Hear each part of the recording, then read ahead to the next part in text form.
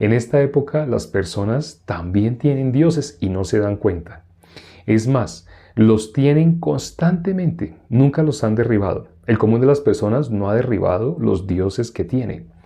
Hay personas que dirán, no, uy, no, yo soy cristiano hace 30 años, hace 20, y nunca he tenido dioses. Mi único Dios es Jehová, Dios de los ejércitos, el Padre de mi Señor Jesucristo. Así algunas personas se expresarán. Pero cuando miramos realmente cómo han llevado su vida, no son salvos.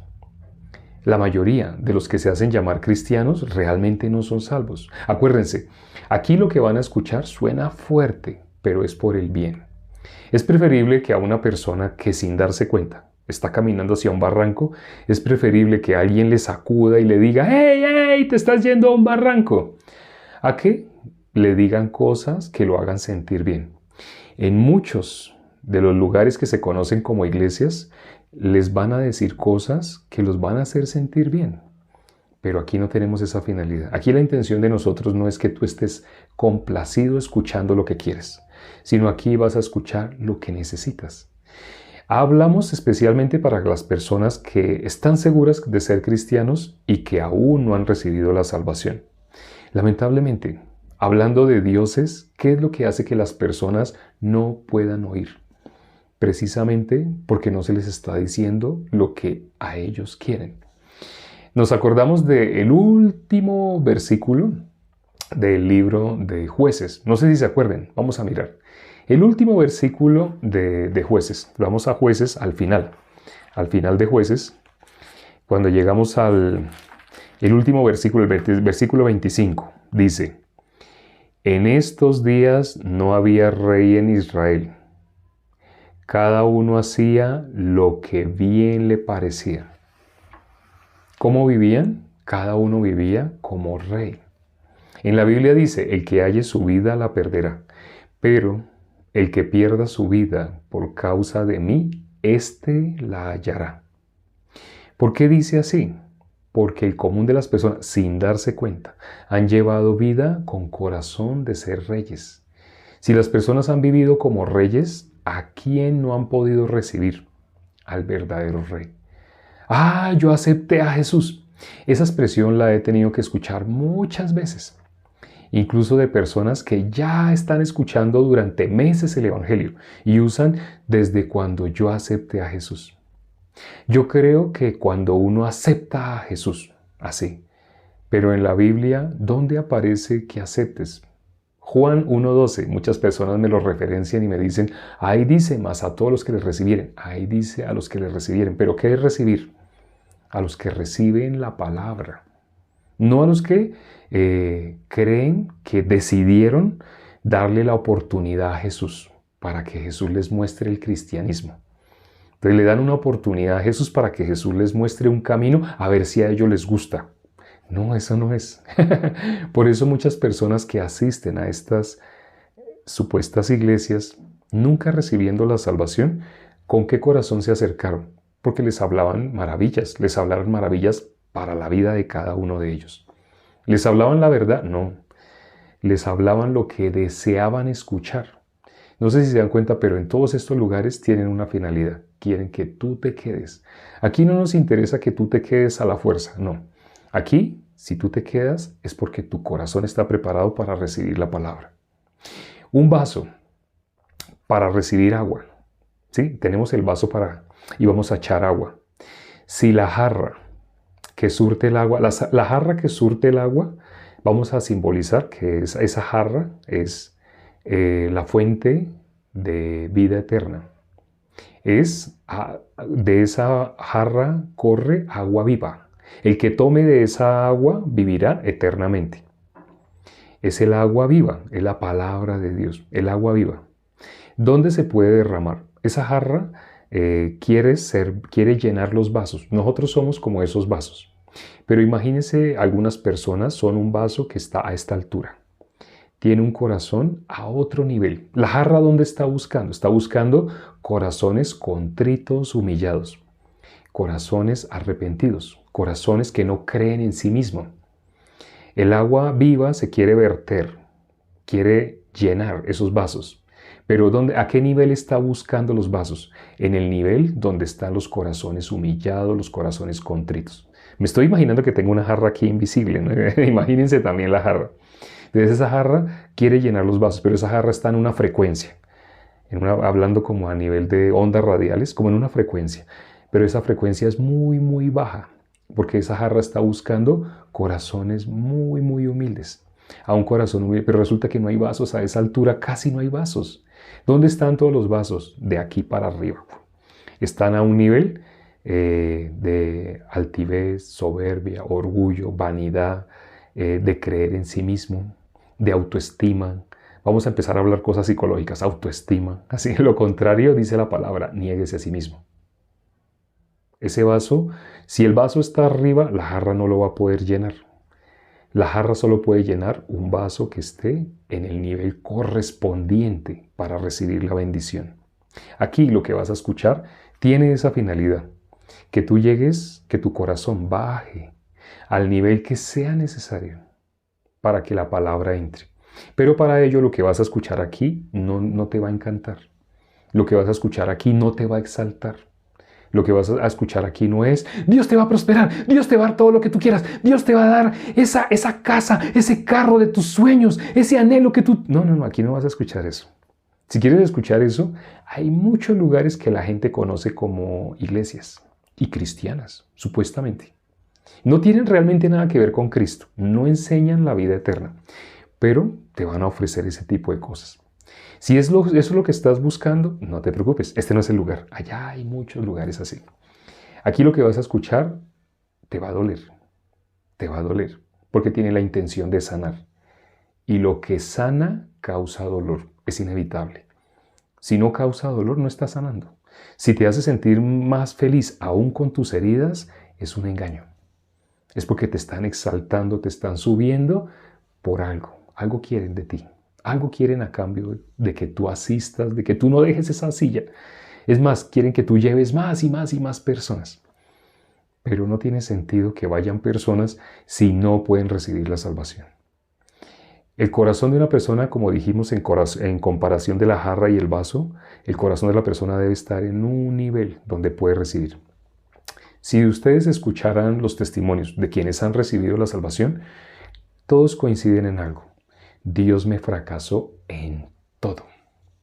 Dios me fracasó en todo. Algunas personas, aún recibiendo la salvación, sin darse cuenta que estaban totalmente fracasados, viven una vida con mucho sufrimiento. A lo largo del tiempo que llevo de haber recibido la salvación y aún compartiendo a través de esta red social, de TikTok, he conocido personas que ya recibieron la salvación. Dios los fracasó, pero todavía no se dieron cuenta de ese secreto, de que fueron fracasados para recibir la salvación y todavía están luchando. Por lo tanto, experimentan dolor. No les gusta algo que está sucediendo con sus hijos, con sus padres, los que están casados con su esposo, con su esposa, con su pareja. Tienen conflictos, tienen choque. ¿Por qué? Todavía se ven dignos, merecedores de realmente ser hijos de Dios. ¿Dios a quién hace hijo? Al que dijo, no sé si se acuerdan la historia del hijo pródigo. Vamos a mirar. Lucas capítulo 15, del versículo 11 en adelante. Ahí aparece la historia de un joven que se fue de su padre. Le pidió a su padre la parte de los bienes que le correspondía. Le dijo, padre, dame la parte de los bienes que me corresponde. Y el padre se la dio y el hijo se fue. Miremos qué dice el versículo 11, desde el versículo 11.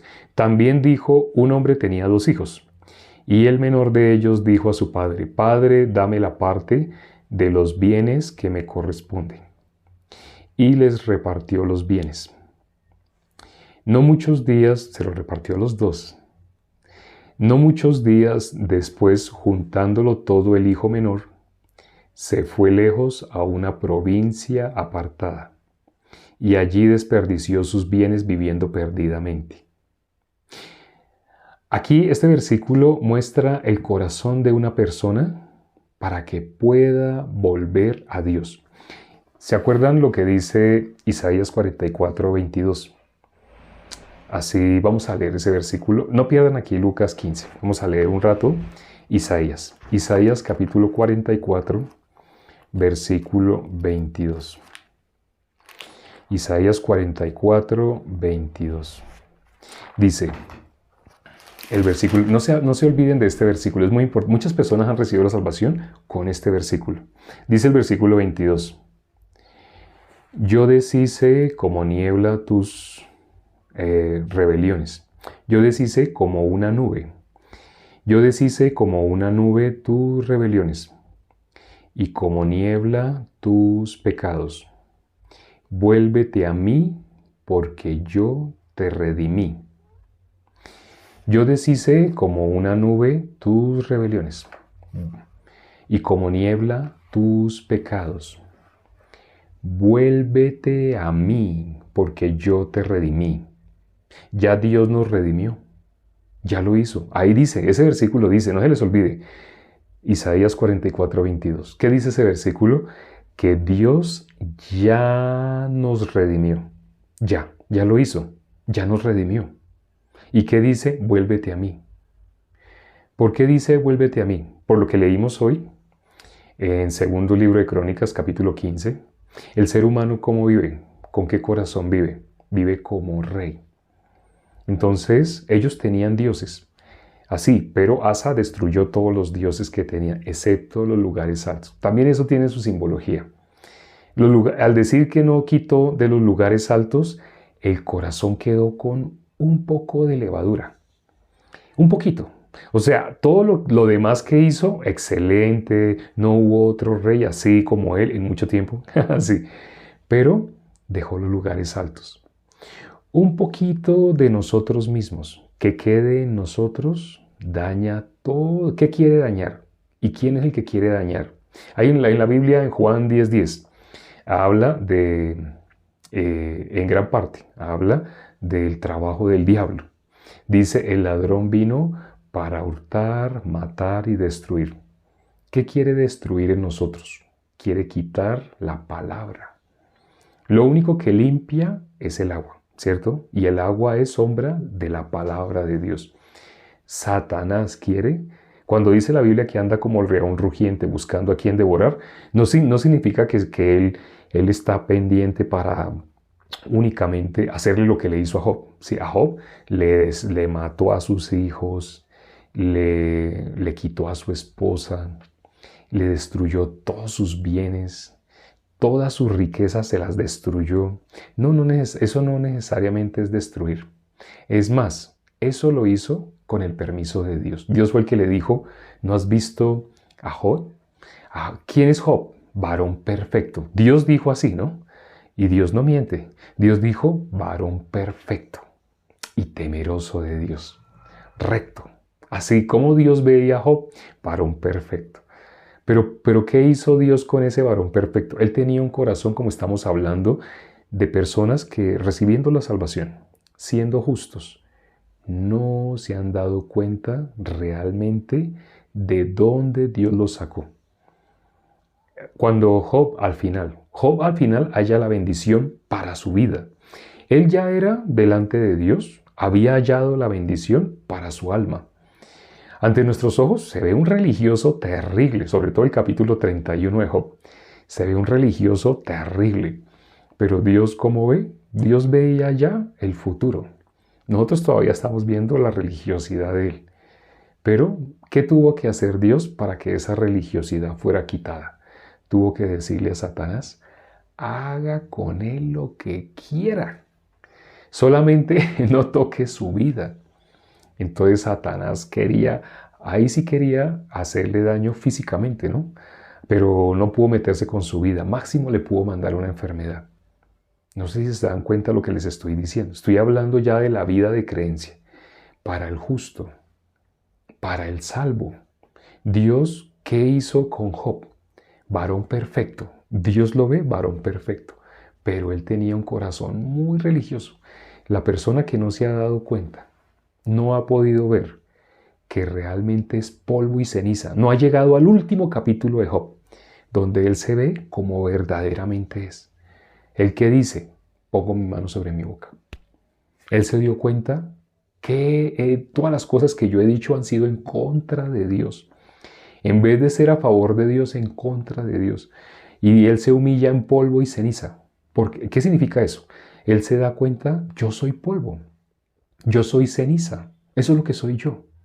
Polvo, ceniza. ¿Qué es la ceniza? ¿Qué es el polvo? Lo que sobra, lo que se bota, lo que es innecesario, lo que es dañino. Eso es lo que soy yo. Por eso Él dijo, pongo mi mano sobre mi boca. Porque Él antes que hablaba, y yo hice, o Él era muy bueno, así era muy bueno. Aquí el hijo pródigo, ¿qué corazón tuvo? El hijo pródigo tuvo un corazón muy parecido. Él como se veía capaz, él podía hacer grandes cosas. Él podía, por eso él que le dijo al padre, dame la parte de los bienes que me corresponde. Y el padre se la dio a los dos. Más adelante hablaremos más de esa parte. Por ahora, muy importante, ¿qué hizo ese hijo pródigo? Dice que se fue a una provincia apartada. ¿De quién se apartó? Del padre. ¿No suena, esta parte no suena conocida? ¿No les suena conocido? Hago esta pregunta. Bueno, hoy no había hecho preguntas, entonces, primer pregunta. ¿Qué versículo les recuerda esto de que él se fue a una provincia apartada? Se apartó de su padre. ¿Qué versículo les recuerda? ¿Algún versículo les trae a mente? ¿Se acuerdan de alguna palabra que aparezca en otra parte de la Biblia? Dice el versículo Lucas 15, el versículo 13. No muchos días después, juntándolo todo, el hijo menor se fue lejos a una provincia apartada. Isaías 54, Romanos 3:24. ¿Romanos 3:24? No. Isaías 44. Sí, hoy lo leímos. Vuélvete a mí. Leímos el 44:22. Isaías 53, el versículo 6. Todos nos descarriamos como ovejas, cada cual se apartó. ¿A dónde se fue este hijo? Se fue a una provincia apartada. Se apartó del padre. Entonces, Isaías 53:6 dice, todos nos descarriamos como ovejas, cada cual se apartó por su camino. ¿Y qué dice el Isaías 44:22, el versículo que leímos el día de hoy? 44:22 dice, vuélvete a mí. ¿Por qué dice vuélvete a mí? Él ya nos redimió, pero ¿por qué tiene que decir vuélvete a mí? Porque nosotros nos fuimos por nuestro propio camino. Nosotros nos apartamos de Dios, nos alejamos. Esto que está diciendo el versículo 13 de Lucas 15, parece que está hablando, ese tan soberbio, ¿no? Él de verdad creía que él podía, sin el Padre podía hacer algo. La palabra que dice, separados de mí, nada podéis hacer. Hay personas que me dirán, y me lo han dicho, pero yo conozco gente que ni siquiera cree en Dios, blasfema de Dios, dice que no existe, dicen que la Biblia sí, le quitan partes a la Biblia, como en el video corto que subimos hoy. En el video corto que subimos hoy ya hay personas que están negando un pasaje de la Biblia. Ese pasaje y tal otro pasaje y tal otro. Le he dicho a la persona, si haces una investigación, te sorprenderás. Entiendo por qué hablas así al escuchar a otras personas. Como cuando alguien quiere vivir eternamente. Y como dice, no, en mi familia hubo mi tatarabuelo. Mi mamá me dijo que mi tatarabuelo, él vivió 110 años, así se expresa, casi toda familia se expresa así. Y le dijo, ¿a usted le consta?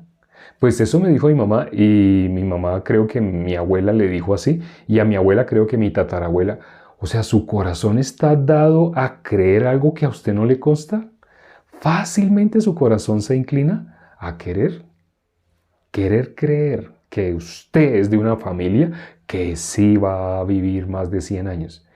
Quisiera aterrizarlo. Lo que le voy a decir es doloroso. Eso que usted ha creído es porque usted cree a su corazón, usted ha creído a su propio corazón. Por eso si usted ha oído que alguien dijo, ay, usted se agarra de eso se agarra. ¿Qué esperanza tiene? ¿Tiene esperanza en este mundo? O sea, usted no quiere morir antes de los 90. Usted, en su corazón, usted aspira, no es que así como mi tatarabuelo. ¿Realmente a usted le consta? El ser humano, ¿a qué se aferra? A las mentiras. Se aferra a todo lo que le dé esperanza de un año más en esta carne, un año más. Dice la palabra, no hagáis tesoros en la tierra, no hagas tesoros en la tierra. Porque aquí, ¿qué pasa? Cuando dice la tierra, ¿a qué se refiere? Todo lo que se hace, lo que hace el hombre. Todo lo que hace el hombre es vano, es efímero, tiene una duración limitada y se acaba. Pero en el cielo es eterno. No hagas tesoro acá, haz tesoro en la eternidad. Lo que viene para hacer tesoro en la eternidad. Bueno, otra pregunta. Ya nos está acabando el tiempo, pero bueno, alcanzamos a hacer otra pregunta. ¿Cómo hace una persona tesoros en la eternidad? Esto sé que muchos hermanos no han reflexionado. Hoy, por lo visto, estamos entre hermanos, entonces hoy estamos hablando más que todo para el corazón de los hermanos. ¿Cómo un justo puede hacer tesoros en la eternidad? No hagáis tesoros en la tierra, sino en el cielo. ¿Cómo? Con el Evangelio. Ya, esa es la respuesta. Predicando el Evangelio, compartiendo el Evangelio. Es la única tarea que tenemos. Nadie más puede hacer esa tarea. Nadie más puede hacer esa tarea. El Evangelio, sí, el Evangelio, con el Evangelio. La única forma de hacer tesoros en el cielo es encargándote del reino de Dios y su justicia. Eso tiene promesa tanto para esta vida, en este cuerpo, como para la venidera. Si tú te encargas del reino de Dios y su justicia, en esta vida no te va a faltar nada. Todas las cosas van a ser añadidas. Tienes problema con esto, con aquello, con tal persona, con un hijo, con un padre, con una... No te preocupes. Tú encárgate del reino de Dios y su justicia. Hay una promesa. Dice, todo lo demás será añadido. Todas las otras cosas que a ti te pudieran preocupar, pero ¿y qué tal? Y para pagar, y para hacer, No te preocupes. Si tú te encargas del reino de Dios y su justicia, Dios no miente. Si tú te encargas del reino de Dios y su justicia, todas las cosas van a ser añadidas. Todas. Y tengo experiencia. Lo he vivido. Lo he vivido. Entre los hermanos he sido la persona que ha podido experimentar eso por la palabra que Dios me dio hace años. Antes de empezar a compartir el Evangelio así masivamente, la palabra que Dios me dio, Proverbios 38. No me des pobreza ni me des riqueza. Manténme del pan necesario.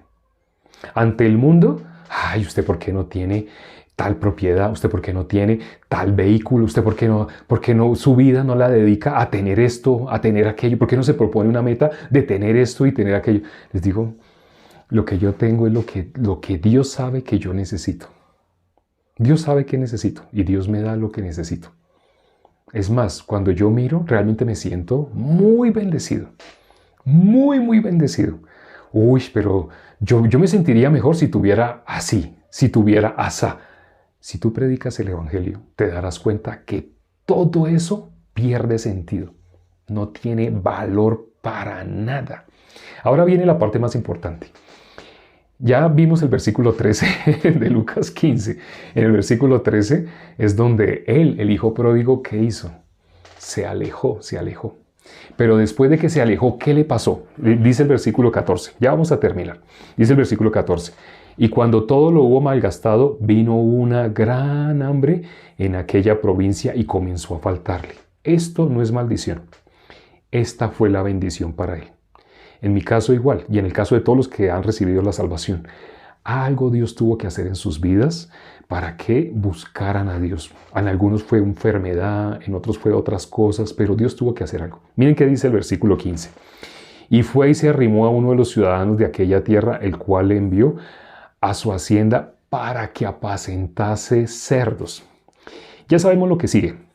Dice, y deseaba llenar su vientre con las algarrobas que comían los cerdos. Pero miren lo más bonito del versículo 17. Aquí está la bendición. ¿Qué dice el versículo 17? Y volviendo en sí dijo, ¿cuántos jornaleros en casa de mi padre tienen abundancia de pan y yo aquí perezco? Me levantaré e iré a mi padre y le diré, Padre, he pecado contra el cielo y contra ti, ya no soy digno de ser llamado tu hijo, hazme como a uno de tus jornaleros. ¿Qué dice el versículo siguiente? Y levantándose fue. Primero tenía que el corazón trasladarse. Vuélvete a mí, porque yo ya te redimí. El corazón de él se trasladó donde el Padre. Se dio cuenta, el arrepentimiento, ese es el arrepentimiento. Cuando él se dio cuenta, ¿yo qué he hecho? He sido necio. He sido tonto, he creído en mí mismo. Por creer en mí mismo yo no sabía que estaba creyendo en el diablo. Aparentemente estaba creyendo en mí mismo, no, estaba creyendo en el diablo. ¿Y el diablo qué hizo? Me alejó, me estaba alejando. ¿De quién me estaba alejando? Me estaba llevando por qué camino. Cada cual se apartó por su camino. Ese camino yo creía que era mi camino, no, era el diablo, era el camino del diablo. Pero parecía que era mi camino. Satanás se disfraza, el disfraz perfecto. Él aleja a las personas, ya nos había alejado. Realmente en Adán alejó a todo el mundo, pero las personas no se ven que están alejadas. Este paso, el versículo 13, cuando dice que se fue a una provincia apartada, toda la humanidad quedó alejada de Dios, pero no se dan cuenta. Cuando Él volvió en sí es cuando una persona se da cuenta, yo estoy lejos de Dios, yo estoy destituido de la gloria de Dios. Cuando eso llega al corazón de una persona, la persona puede anhelar la salvación. Solamente cuando se ve lejos de Dios. Cuando se da cuenta, no, yo no soy hijo de Dios. El que me ha estado guiando es el diablo. En ese momento llega el verdadero arrepentimiento. Ahí la persona, ¿qué hace? ¿Qué hizo el hijo pródigo? Lo leímos ahora. Él volvió. Primero su corazón volvió. Vuélvase a mí. Vuélvete a mí, que yo ya te redimí. Él se volvió, pero él que encontró, el Padre estaba esperándolo. Vuélvete a mí, que yo ya te redimí. Yo deshice como una nube tus rebeliones. Deshice como niebla tus pecados. Dios ya deshizo. Tus pecados ya los deshizo.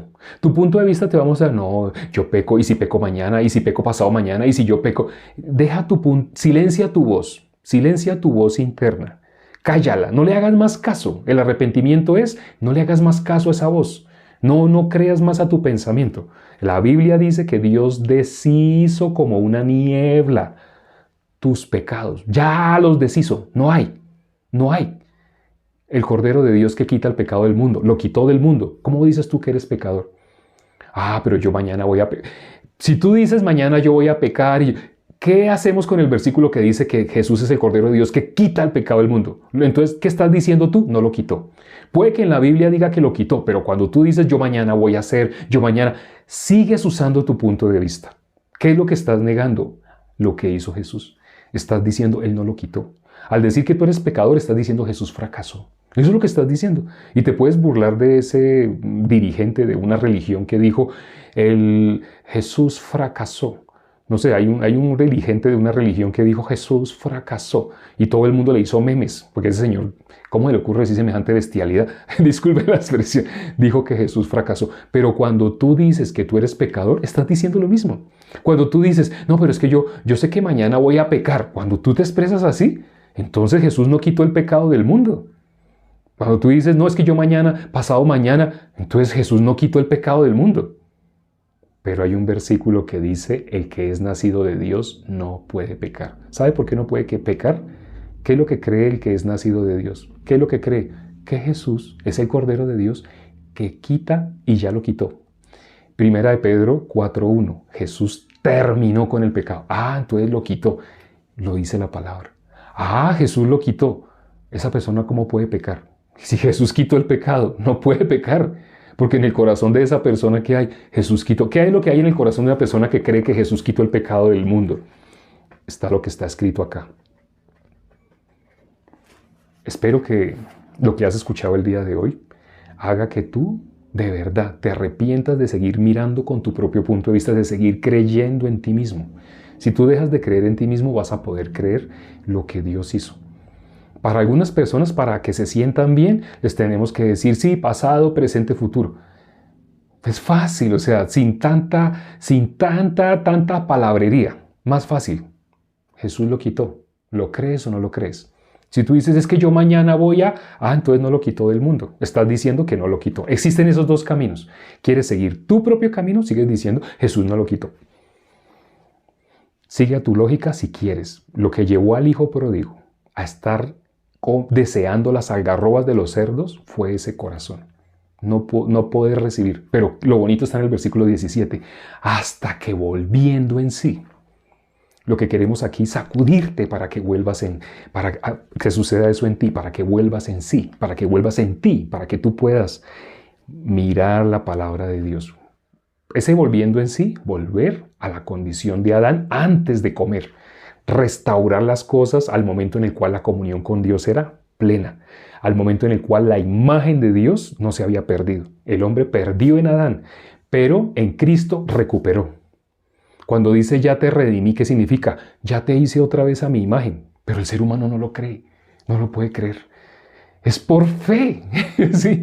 Las bendiciones, lo que tú quieras, lo mejor que tú quieras, es única y exclusivamente por fe. No es positivismo. Fe es creer lo que está en la palabra. Hoy te lo hemos mostrado. Espero que lo hayas podido creer. Vamos a orar ya para terminar. Padre, gracias por este tiempo que nos permites para considerar tu palabra. Cuán difícil le es al hombre poder creer y cuán fácil le es al hombre seguir como ha estado, es decir, destituido de la gloria de Dios, es decir, siendo pecador. La lógica le va a mostrar qué es, qué va a hacer. La palabra dice, ya no soy. Te pido que tengas misericordia a las personas, abre el entendimiento para que puedan comprender las Escrituras. Te lo pedimos y hemos orado en el nombre de nuestro Señor Jesucristo. Amén.